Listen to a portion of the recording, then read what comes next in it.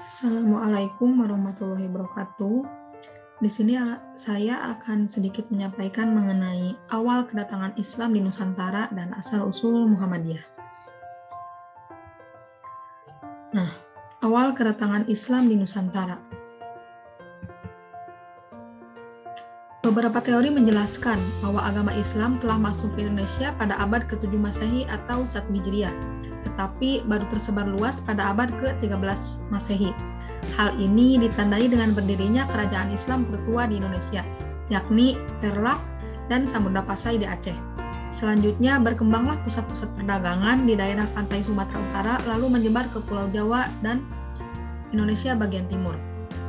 Ada kalangan yang menyatakan bahwa memang benar Islam sudah datang ke Indonesia sejak abad ke-1 Hijriah atau abad ke-7 atau ke-8 Masehi. Tetapi baru dianut oleh para pedagang Timur Tengah di pelabuhan-pelabuhan. Barulah Islam masuk secara besar-besaran dan mempunyai kekuatan politik pada abad ke-13 Masehi dengan berdirinya kerajaan Samudra Pasai. Hal ini terjadi akibat arus balik kehancuran Baghdad, ibu kota Abbasiyah, oleh Hulagu. Kehancuran Baghdad menyebabkan perdagangan Muslim mengalihkan aktivitas perdagangan ke arah Asia Selatan, Asia Timur, dan Asia Tenggara. Penyebaran Islam merupakan salah satu proses yang sangat penting dalam sejarah Indonesia. Perdagangan Muslim sudah ada di sebagian wilayah Indonesia selama beberapa abad sebelum Islam menjadi agama yang mapan di masyarakat-masyarakat lokal. Kapan, mengapa, dan bagaimana konversi penduduk Indonesia ini mulai terjadi telah diperdebatkan oleh beberapa ilmuwan, tetapi kesimpulan pasti tidak mungkin dicapai karena sumber-sumber yang ada tentang Islamisasi sangat langka dan sering sangat tidak normatif. Nah, di sini ada beberapa teori, yaitu teori India, teori Arab Mekah, teori Persia, dan yang terakhir ada teori Cina. Di sini saya akan sedikit memaparkan satu-satunya. Yang pertama dari teori India. Teori ini menyatakan bahwa Islam Indonesia berasal dari Gujarat dan Malabar.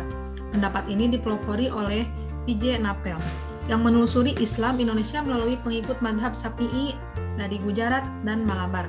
Apalagi kawasan ini sering disebut dalam sejarah purbakala Indonesia. Pendapat ini diikuti oleh ilmuwan tersebut. Bahkan pendapat ini didukung oleh Mosquit dari Belanda dan seterusnya. Dan yang kedua ada teori Arab Mekah. Teori ini menjelaskan bahwa Islam yang masuk ke Indonesia datang langsung dari Mekah dan Madinah. Waktu kedatangannya pada awal abad ke-7 Masehi, pada awal abad Hijriah.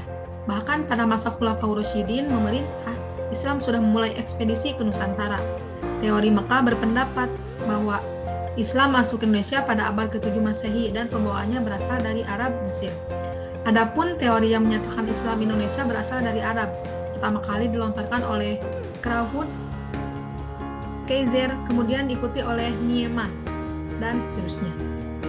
Krauhut menyatakan bahwa Islam Indonesia berasal dari Mesir, dengan alasan bahwa Mesir menganut madhab Syafi'i.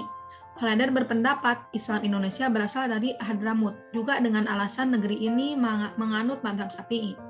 Sedangkan Fed hanya menyebutkan bahwa Islam Indonesia dibawa oleh orang-orang Arab, tanpa menyebutkan tempat asal.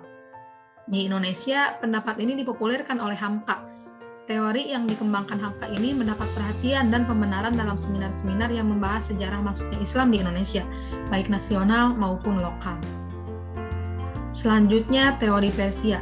Teori ini dikemukakan oleh P.A. Hossein Jajadiningrat. Teori ini menjelaskan bahwa agama Islam yang masuk ke Nusantara berasal dari Persia, singgah ke air Gujarat, sedangkan waktunya sekitar abad ke-13 Masehi. Pandangan teori ini berbeda dengan teori Gujarat dan Mekah. Teori ini menitik beratkan tinjauannya pada kebudayaan yang hidup di kalangan masyarakat Islam Indonesia yang dirasakan memiliki persamaan dengan Persia. Persamaan tersebut diantaranya adalah peringatan 10 Muharram atau Asyura sebagai hari peringatan Syiah atas syahidnya Husain. Peringatan ini berbentuk pembuatan bubur syuro. Di Minangkabau, bulan Muharram disebut bulan Hasan Husain. Di Sumatera Tengah sebelah barat disebut bulan Tabut dan diperingati dengan mengarak kerandak Husain untuk dilemparkan ke sungai. Kerandak tersebut disebut Tabut, diambil dari bahasa Arab. Adanya kesamaan ajaran antara Syekh Siti Jenar dengan ajaran Sufi Al-Halaj. Sekalipun Al-Hadi telah meninggal pada 310 Hijriah atau 922 Masehi, tapi ajarannya berkembang terus dalam bentuk puisi, sehingga memungkinkan Syekh Siti Jenar yang hidup pada abad ke-16 dapat mempelajarinya. Selanjutnya, penggunaan istilah bahasa Iran dalam sistem mengeja huruf Arab untuk tanda-tanda bunyi harokat di nisan Maqam Malik As-Soleh dan Maqam Malik Ibrahim di Gresik dipesan dari. Namun, teori ini dikritik oleh Saifuddin Zuhri. Ia menyatakan sulit untuk menerima pendapat tentang kedatangan Islam ke Nusantara berasal dari Persia. Alasannya, bila kita berpedoman pada masuknya Islam ke Nusantara pada abad ke-7, hal ini berarti terjadi pada masa kekuasaan Khalifah Umayyah. Saat ini, kepemimpinan Islam di bidang politik, ekonomi, dan kebudayaan berada di tangan bahasa Arab. Sedangkan pusat pergerakan Islam berkisar di Mekah, Madinah, Damaskus, dan Baghdad. Jadi belum mungkin Persia menduduki kepemimpinan dunia Islam. Dan yang terakhir dari teori Cina. Islam di Cina banyak mendapat pengaruh dari Persia yang kemudian dikenal dengan bahasa Hui. Seiring dengan perkembangan dan perdagangan dan alur jalur sutra, sangat memungkinkan terjadi interaksi antara pedagang Cina Muslim dengan pedagang Nusantara.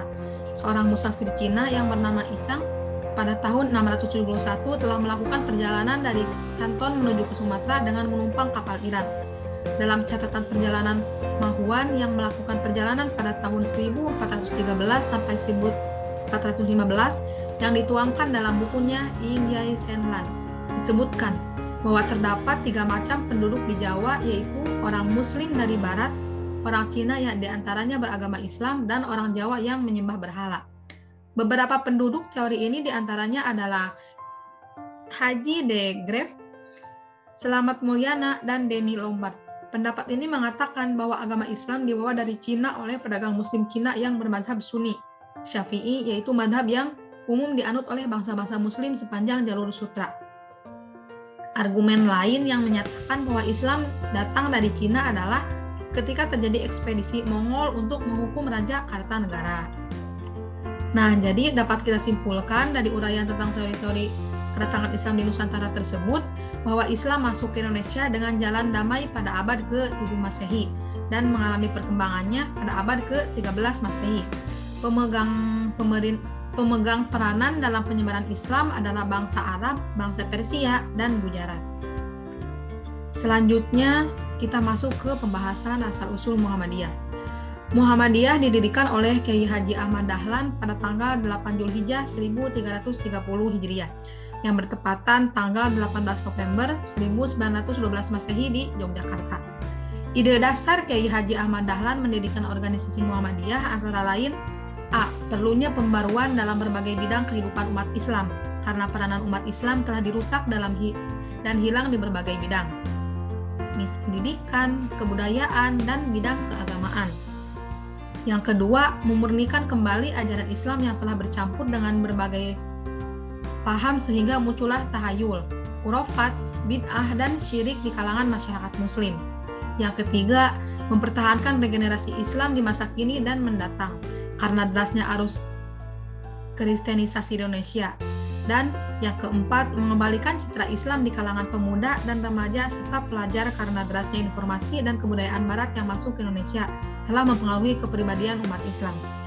Persyarikatan ini merupakan produk modernisasi yang juga menjadi organisasi terbesar di Indonesia. Organisasi ini telah berdiri sebelum Indonesia merdeka dan mempunyai andil besar dalam usaha kemerdekaan negara Indonesia. Dalam pembentukannya, Muhammadiyah banyak merefleksikan dirinya pada Al-Quran Surat Al-Imran 104, yang artinya, dan hendaklah ada di antara kamu segolongan umat yang menyeru kepada kebajikan, menyuruh kepada yang ma'ruf dan mencegah dari yang mungkar. Merekalah orang-orang yang beruntung. Terdapat dalam Surat Al-Imran ayat 104. Nah, disimpulkan bahwa berdirinya Muhammadiyah adalah karena alasan-alasan dan tujuan-tujuan sebagai berikut. Yang pertama, membersihkan Islam di Indonesia dari pengaruh dan kebiasaan yang bukan Islam. Yang kedua, reformulasi doktrin Islam dengan pandangan alam pikiran modern. Dan yang ketiga, reformulasi ajaran dan pendidikan Islam. Serta yang terakhir, mempertahankan Islam dari pengaruh dan serangan luar. Nah, cukup sekian pembahasan mengenai asal-usul Islam di Nusantara dan asal mula Muhammadiyah. Semoga bermanfaat. Wabillahi taufiq wal hidayah. Wassalamualaikum warahmatullahi wabarakatuh.